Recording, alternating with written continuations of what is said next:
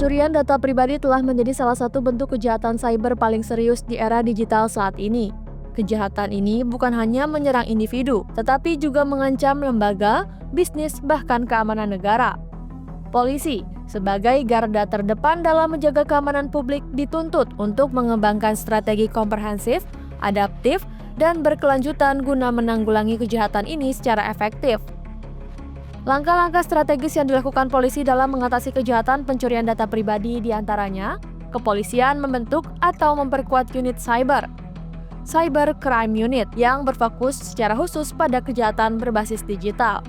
Kejahatan pencurian data melibatkan teknik rekayasa sosial, peretasan, phishing, dan malware yang membutuhkan keahlian teknis tinggi untuk dilacak. Unit ini memiliki latar belakang IT, forensik digital, dan pemrograman. Mereka harus terus dilatih dalam mendeteksi metode serangan terbaru yang digunakan peretas. Baru-baru ini, Direktorat Reserse Cyber Polda Metro Jaya berhasil mengungkap kasus penyalahgunaan data pribadi untuk registrasi ilegal kartu SIM prabayar Excel dan Axis. Kasus ini terbongkar setelah ditemukannya akun LinkedIn palsu yang menggunakan identitas seseorang tanpa izin. Kasubdit Penmas AKBP Reonald Simanjuntak mengatakan, modus pelaku membuat akun profesional untuk kepentingan kriminal dengan menggunakan data pribadi milik orang lain yang tidak tahu-menahu. AKBP Reonald Simanjuntak mengatakan kasus ini merupakan impersonasi digital. Identitas seseorang dipakai tanpa izin untuk membuka akun LinkedIn, kemudian digunakan untuk tujuan kriminal. Pemilik identitas aslinya bahkan tidak tahu bahwa namanya dicatut. Kasus ini lalu ditangani oleh Subdit Cyber Polda Metro Jaya setelah adanya laporan masyarakat terkait pencurian identitas digital. Penyelidikan mengarah pada temuan nomor telepon yang tidak sesuai dengan identitas di akun LinkedIn tersebut. Setelah menelusuri jejak digital dan berkoordinasi dengan pihak provider, polisi mendapati bahwa kartu SIM tersebut telah diregistrasi menggunakan nik milik warga dari Banyumas, Kendal, dan Bogor. Kasubdit 3 Ditipid Cyber AKBP Raffles Marpaung menjelaskan bahwa pelaku pertama yang diamankan adalah IER yang membeli kartu SIM prabayar yang sudah aktif. Kartu tersebut telah terdaftar dengan data orang lain dan digunakan untuk melakukan penipuan online. IER mengaku membeli kartu dalam kondisi pakai langsung tanpa perlu proses aktivasi ulang. Pengembangan kasus membawa penyidik pada tersangka KK, pemilik konter ponsel di salah satu pusat perbelanjaan di Jakarta. Dari tempat usahanya ditemukan 130 kartu XL dan 24 kartu Axis yang telah terregistrasi dengan data palsu.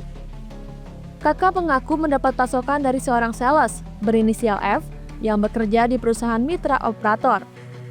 Tersangka F kemudian mengarahkan penyidik kepada FRR, sesama sales dari PTM yang menjadi otak registrasi massal. FRR diketahui mengumpulkan data NIK dan KK dari hasil pencarian di internet, lalu menggunakannya untuk mengaktifkan kartu SIM sebelum dijual ke konter. Ia mengaku melakukan hal itu karena kartu yang sudah aktif lebih diminati masyarakat, sebab memudahkan mereka langsung menggunakannya tanpa proses registrasi. Motif mereka adalah ekonomi. Mereka ingin mempercepat penjualan dengan memanfaatkan celah kebutuhan pasar, tapi tindakannya ini jelas pelanggaran hukum. Ia menambahkan, tindakan ini tergolong kejahatan digital serius karena berpotensi digunakan untuk kejahatan lain seperti penipuan daring, pencucian uang, hingga penyebaran informasi palsu. Masyarakat yang mengadu bahwa di LinkedIn ada data pribadinya yang digunakan termasuk fotonya, sehingga kami melakukan penyelidikan bahwa dari data-data di LinkedIn tersebut ditemukan adanya nomor telepon yang digunakan tidak sesuai dengan data identitas yang ada di LinkedIn dan identitas registrasi kartu GSM yang digunakan. Kemudian kami melakukan koordinasi dengan provider untuk menemukan siapa pemilik asli dari data pribadi tersebut.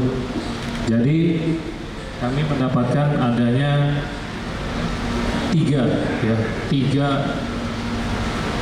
tiga orang yang data pribadinya digunakan, yaitu berasal dari Banyumas, Kendal, dan Bogor. Ya, sehingga kita meminta keterangan dari ketiga orang tersebut, apakah data pribadi ketiga orang ini digunakan orang lain atas izin mereka. Hasilnya adalah mereka tidak pernah mengizinkan orang lain menggunakan data pribadi mereka, sehingga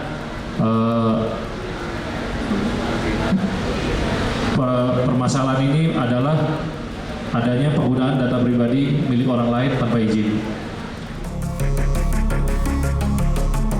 4 orang tersangka yang diamankan ditahan dan dijerat dengan pasal 51 ayat 1 Undang-Undang Informasi dan Transaksi Elektronik tentang manipulasi data otentik, serta pasal 65 dan 67 Undang-Undang Nomor 27 Tahun 2022 tentang pelindungan data pribadi. Para tersangka terancam hukuman maksimal 12 tahun penjara dan denda hingga 12 miliar rupiah. Kami tentu sangat menyesalkan terjadinya tindakan yang diduga merupakan tindak penyalahgunaan yang dilakukan oleh oknum sales di lapangan, gitu ya, dan kami sangat tidak mentolerir hal tersebut. Kemudian kami juga tentunya sangat mendukung dan menyerahkan sepenuhnya proses penanganan dugaan tindak penyalahgunaan data ini kepada pihak Polda Metro Jaya, dan kami siap mendukung sepenuhnya untuk penanganan selanjutnya sampai tuntas. Itu. Terus kemudian kami juga ingin menegaskan bahwa XL Smart selalu berkomitmen untuk selalu mematuhi aturan dan ketentuan yang berlaku, termasuk ketentuan untuk melakukan registrasi kartu prabayar, sebagaimana yang sudah digariskan oleh semua aturan dari pemerintah. Polda Metro Jaya mengimbau masyarakat untuk lebih berhati-hati dalam membagikan data pribadi, terutama secara daring. Menghadapi kejahatan pencurian data pribadi menuntut pendekatan yang tidak hanya represif, tetapi juga preventif dan kolaboratif. Polisi harus tampil sebagai aktor sentral dalam ekosistem keamanan digital, mampu beradaptasi dengan dinamika teknologi yang terus berkembang dengan langkah-langkah strategis yang terintegrasi dan berkelanjutan. Kepercayaan masyarakat terhadap pelindungan data di ruang digital akan semakin kuat.